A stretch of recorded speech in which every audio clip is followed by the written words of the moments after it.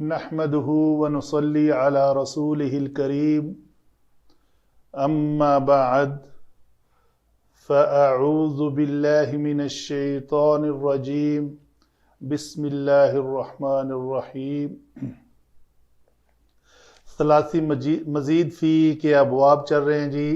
آج کا باب ہے ہمارا باب مفاعلہ، مفاعلۃ. یہ اس کا وزن آتا ہے اور یہ وزن کو یاد کرنا بھی بہت امپورٹنٹ ہے. ٹھیک ہے جی. تو آج کے باب کی خصوصیت جو ہے وہ مشارکت ہے.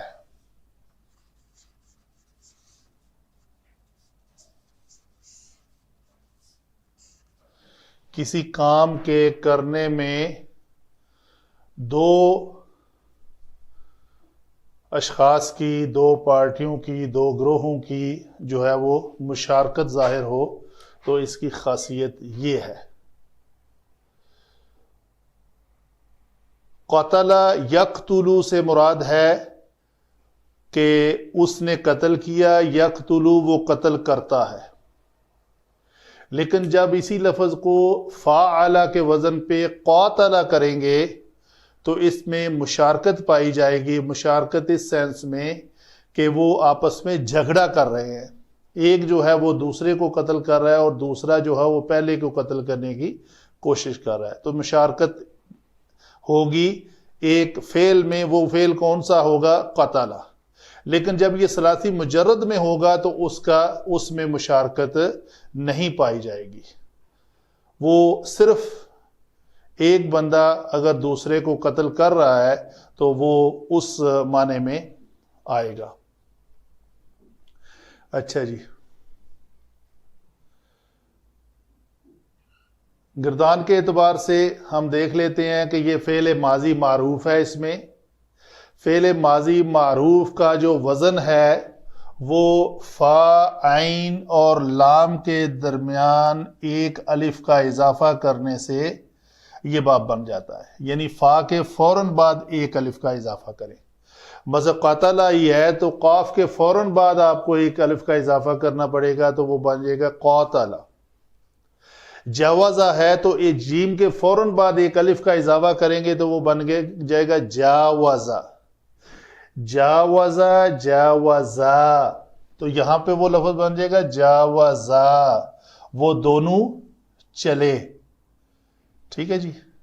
تو پہنچے، اس میں الف کا معنی ہوگا وہ دونوں. یہ چونکہ ضمیر ہے.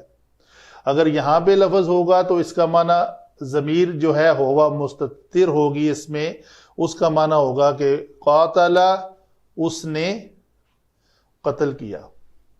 تو وزن اس کا فاعل، فاعل، فاعلو.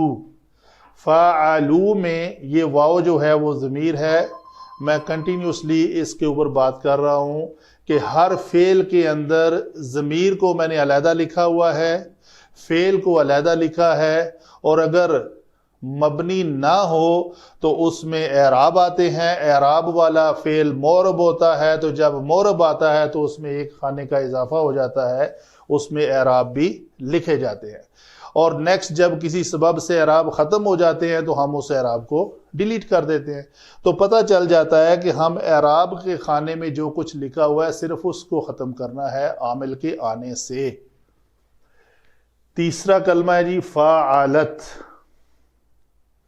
فاعلتا. تو اس میں ہے یا ضمیر چھپی ہوئی ہے، اس میں تا زبر الف تا یہ ضمیر ہے. فاعلنا نون ضمیر ہے. آگے آ رہا ہے جی فاعلتا، قاتلتا، جادلتا. تو نے جھگڑا کیا، تو نے بحث کی. قاتلتما، قاتلتم. یہاں پہ کیا آئے گا؟ جادلتی، جادلتما، جادلتن. میں مختلف الفاظ لے کے بیان کر رہا ہوں. یہ کیا ہے؟ خاصمتو. خاصم میں نے بھی جھگڑا کرنا ہوتا ہے. میں نے جھگڑا کیا. خاصمنا، قاتلنا، ہم نے قتال کیا. ٹھیک ہے جی.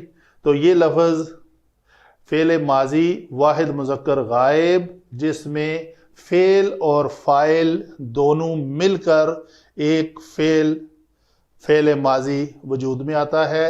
جو فاعل ہوتا ہے وہ اس میں ضمیر کی شکل میں ہوتا ہے، گویا کہ پورے فعل کے اندر ایک فعل ہوتا ہے اور ایک فاعل ہوتا ہے. ٹھیک ہے جی. تو ہر کلمے میں فعل کون سا ہے اور فاعل کون سا ہے وہ ہم نے ضمیر کو فاعل کو ہم نے ریڈ کلر میں دے دیا اور فعل کو ہم نے بلو کلر میں رکھا. یہ ہے فعل ماضی معروف ثلاثی مزید فی کا باب میں سے کون سا باب ہے جی؟ باب مفعلہ. تو اس میں لفظ اگر دیکھیں تو آپ کو لفظ نظر آئیں گے. مثلا جیسے میں نے ایک لفظ کیا جاہد یجاہد مجاہدتن، قابل یقابل مقابلتن، یہ اس کا وزن آئے گا. یہ مختلف الفاظ ہیں جو قرآن پاک میں مختلف جگہ پہ استعمال ہوئے ہیں. مثلا ایک لفظ ہے خطبہ، تو خاطبہ یہ سورۃ الفرقان کی آیت نمبر 63 میں ہے وَإِذَا خَاطَبَهُمُ الْجَاهِلُونَ قَالُوا سَلَامًا. تو خاطبہ یہاں پہ ہے ہم ان کے ساتھ، تو جب وہ ان کے ساتھ ملتے ہیں تو کہتے ہیں سلامہ، تو مشارکت ہوئی نا ملنے میں. تو یہ فعل ماضی معروف واحد مذکر غائب کا صیغہ استعمال ہوا ہے.